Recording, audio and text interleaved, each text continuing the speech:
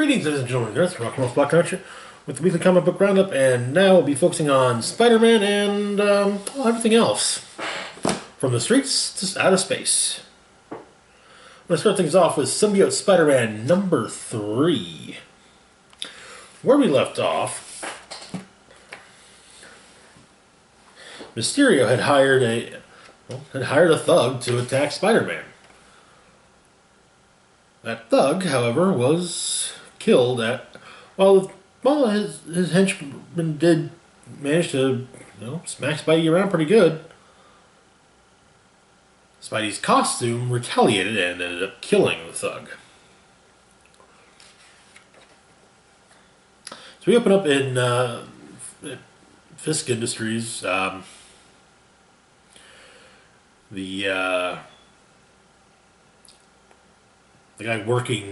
The guy that works for Fisk that knows Mysterio is interrupted in a conversation by Kingpin, explaining that, but he's talking to an empty chair because he talks to himself when he's thinking. And apparently, we get a nod to Spectacular Spider-Man number 97, and it turns out that this scientist in general, who knows Mysterio and works for Kingpin, is researching Cloak's powers and to find a way to emulate them for Kingpin.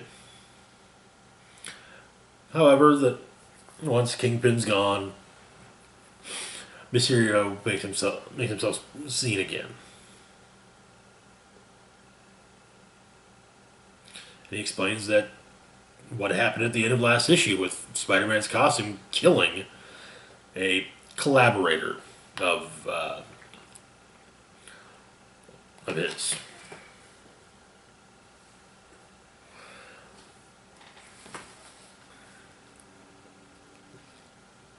And then some suggestions are made that perhaps he could get a sample of it through Black Cat, Spider-Man's girlfriend.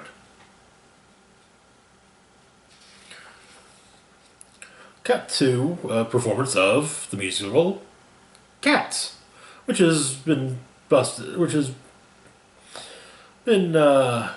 special guest star, Spider-Man, and another special guest star in the form of Electro. So you've got Electro and Spidey fighting.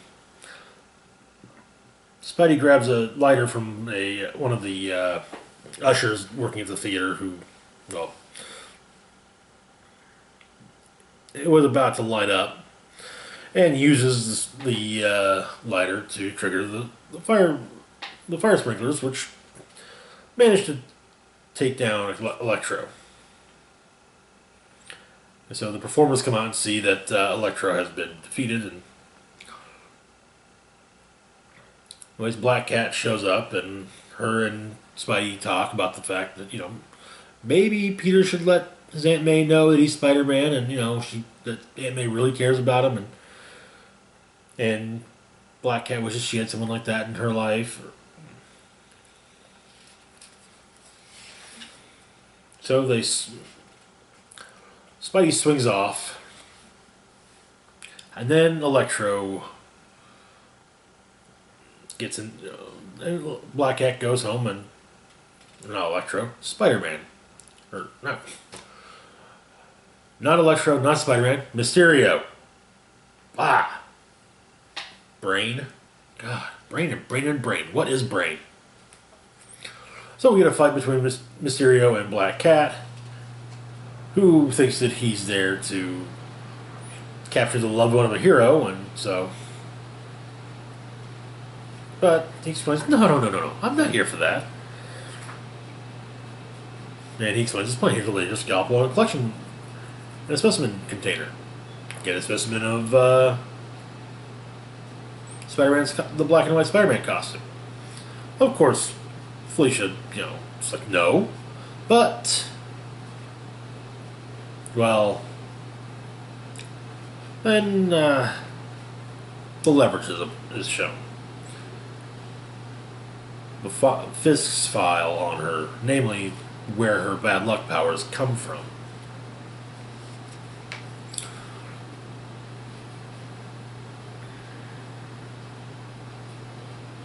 And so she agrees. Back at Peter's place, she meets him. Well, they do what a young couple's prone to do when, in the middle of the night.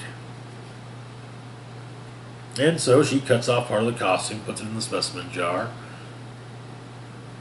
and then she looks again and notices that the part she cut off is regrown. Anyway, she goes to take the specimen to Mysterio, but then, after she leaves, the costume goes on. It fits itself onto Spidey, and he gets up. That's where the issue ends. We have another one of these odd little interludes, like in the new issue of Venom. A couple guys on a bus arriving in New York. Young guy.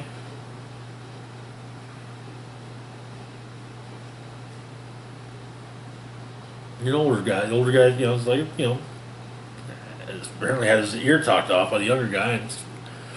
But it says, we're all looking to start over, start fresh. And he says that he's looking for something amazing. And he says, amazing.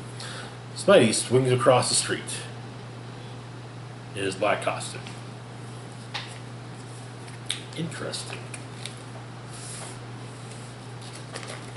Next up, we've got Spider-Man Life Story number 4, the 90s. Where we left off,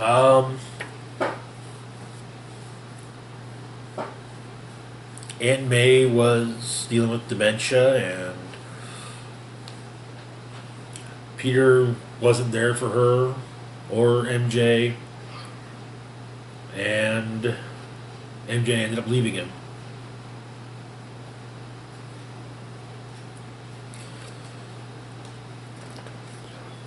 The year is 1995. We start off in Chicago. There is where a reporter and a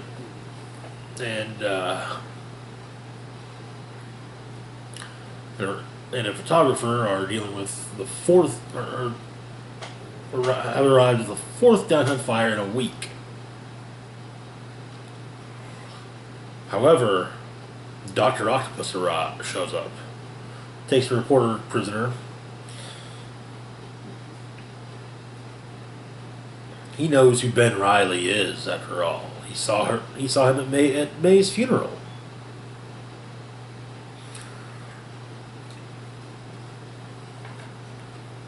In New York, Tony Stark is threatening to buy out Peter Parker from Parker Industries.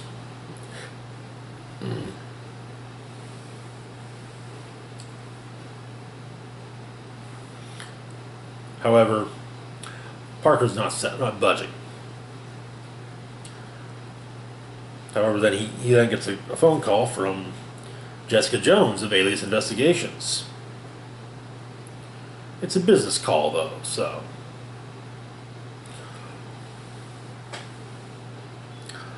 Apparently, she's been tailing someone for him. She's been trying to find someone for him. Guys in Jersey and industrial area. It has been in like a week.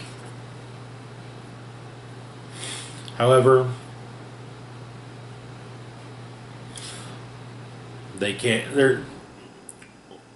While she thought they would be getting together that night, Peter has to cancel. While swinging around as Spider-Man, Doc Ock appears.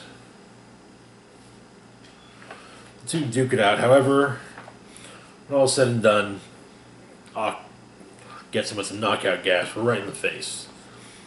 He comes to an Oscorp with Harry Osborn there and Ben Reilly going over some data. Turns out that Peter Parker is the clone, not Ben Reilly. This enrages Ben.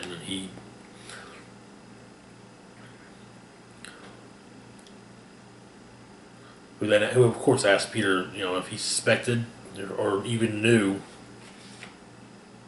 Peter explains that he didn't, however. But Ben's spider sense goes off as Doc Ock tries to impale him with one of his tentacles. And he jumps out of the way, only for Harry to jump in the way of Peter.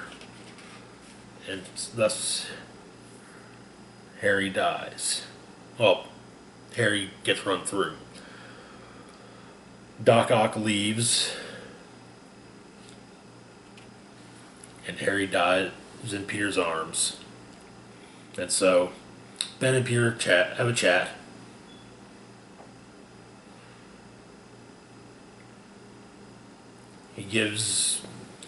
Peter gives Ben basically a write up on his own life he's been living. You know, people in his orbit, passwords, routines, access to the private lab with all the costumes, everything he would need to pick it all back up.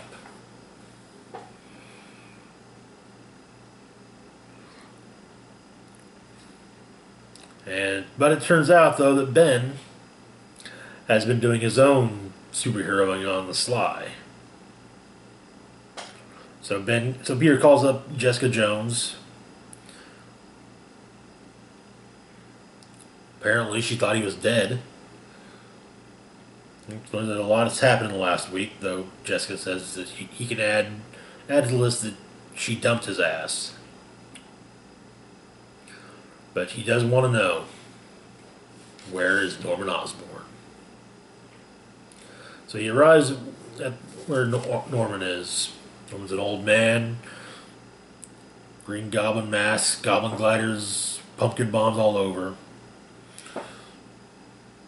And they talk for a bit.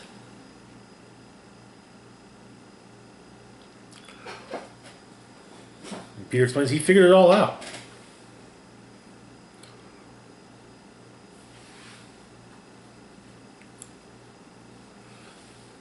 It was Norman who told Otto about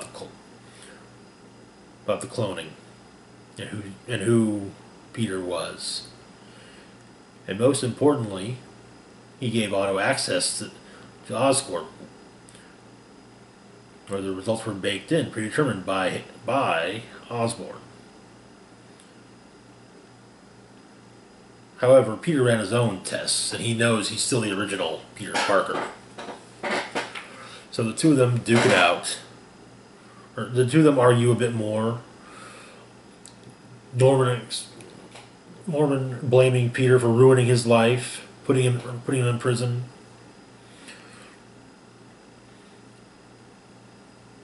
He goes on, if he can't destroy Peter personally, he'll destroy Peter's company. Harry, or maybe Stark needs some help with his takeover. Harry has a Parker stock, right? Wouldn't take much convincing. And then Peter realizes that Norman doesn't know that Harry's dead. And so Norman blames Peter for Harry's death and sends a Goblin glider to put after Peter. Peter crushes it, goes after. However, Norman then gets up to go after him and has a presumably, I would say, heart attack, but he dies saying, "Hate you," to Peter.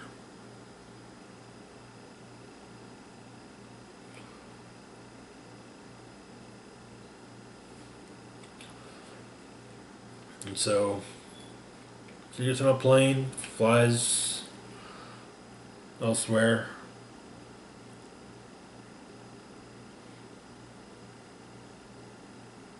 And reconnects with Mary Jane and his children.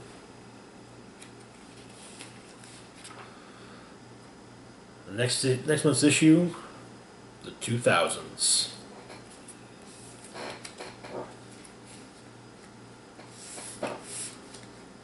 Seriously, this is one of the best Spider-Man books I've read in so long.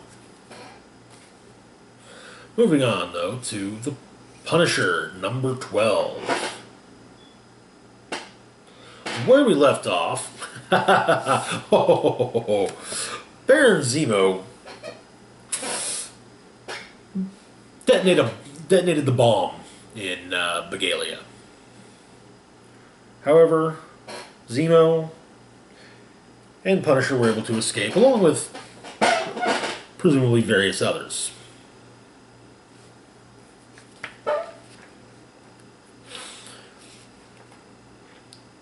We open on a small island in the Atlantic. Two guys have shown up, asking if they're sure, if the guy with them is sure that it's Punisher. And they decide they're going to become heroes. The men who killed the Punisher. However, they notice that he's on morphine. However,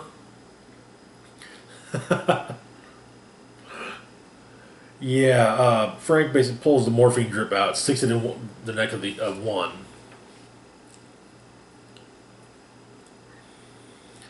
And proceeds to beat the hell out of them.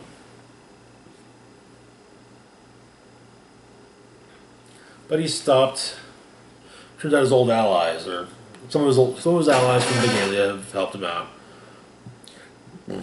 And there were some of the guys from Hydra that were in Bagalia are there helping as well.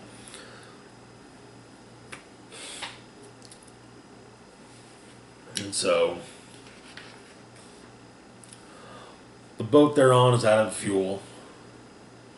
However, Frank figured out a perfect way to get the drug lords who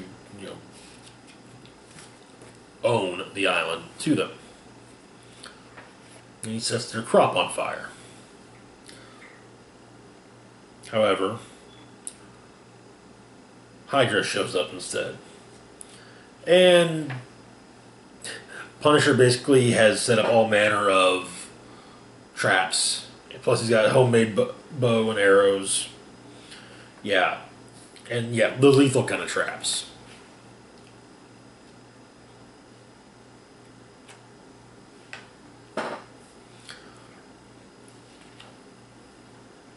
However, the boat gets destroyed.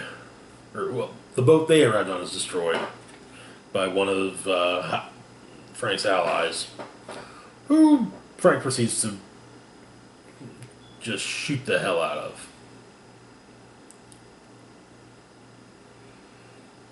On the plus side, though, there's gas for the boat.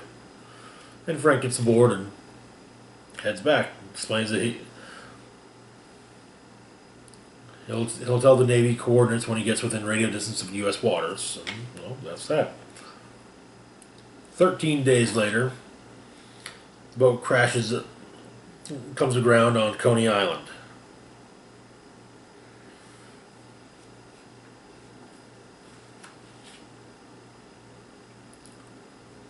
And Frank's back. Not a bad issue of the Punisher. I kind of like the whole thing with him setting up traps in the woods, setting up jungle traps for Hydra troops. Anyway, moving on to our final book of the week, Silver Surfer Black, number 1. So this was one that, to be fair, I was hesitant on. I've never been a huge Silver Surfer fan, and this doesn't stoke the fires of Silver Surfer for me, but there's a reason why I did decide to pick it up. And not because Donny Cates, who's writing Guardians of the Galaxy, and Guardians of the Galaxy and a few other books, not because he's writing it. Though, kind of, sort of. So, we start off with the Surfer talking about who he is. He is talking about, his past. He's Norrin Radd, orphan son of Zen-La, though he has been known by many names. To some, he is a noble light in the great unending darkness, a defender of the helpless of the helpless, avenger to those who are lost. He is a friend, an ally, a lover. To some, a savior. He is known by many, universe-wide, as the Silver Surfer, the Sentinel of the Spaceways, the Herald of Galactus Unchained. However, he is known by another secret name, a name spoken briefly, whispered or raging on the dying lips of the forgotten. That name is Death, and he talks about some of the planets that he has watched as Galactus consumed.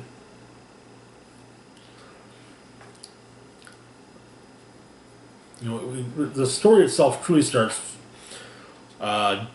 during the events of Guardians of the Galaxy #1, where he was present at the. He had been present or called to the reading of the last will and testament of Thanos, and the Black Order showed up, fired all of them into a dimensional rift, and absconded with the Mad Titan's corpse. And so he does what, while some of his allies manage to escape. Beta Ray Bill, Cosmic Ghost Rider, Moondragon, and Martyr. Surfer and most of the others are not as lucky. However, he does manage. He makes a breach, and the rest of them manage to make it out. Where their journey will take them, he knows not. But we do because of Guardians of the Galaxy annual, the Guardians of the Galaxy annual. So, and yeah, in the clutches of the Universal Church of Truth is not exactly one place one likes to be. But he finds himself lost in darkness, falling, until he finally finds a planet, which when he arrives, he states it reeks of rot, decay, and metal. He asks for help.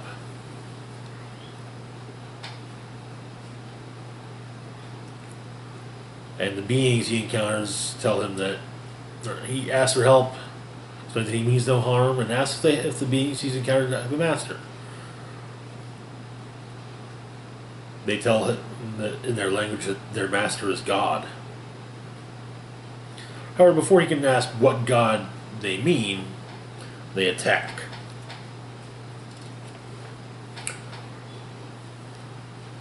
He ends up having to create a star to basically to stop them, which turns his hand from silver to black. He enters the place they were standing in front of, or he goes to the gate and is pulled in by Null, the symbiote god, who explains to the Surfer that he can call her Death. Or God. He can call her God. So yeah. Whoops. The look is very Death, but yeah. I am Null. You may call me God.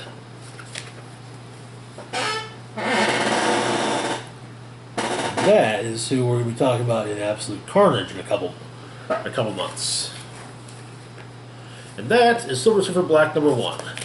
Honestly, it's the Absolute Carnage. It's the fact that it is totally related to Absolute Carnage that's got me interested. So, yeah.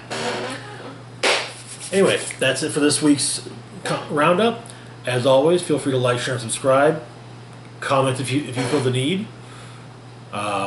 Hit the bell icon to be notified when I put up new content. Links to my Facebook, Twitter, and Patreon are in the description down below. This is Rock and Roll Spock signing off saying, live long and rock hard.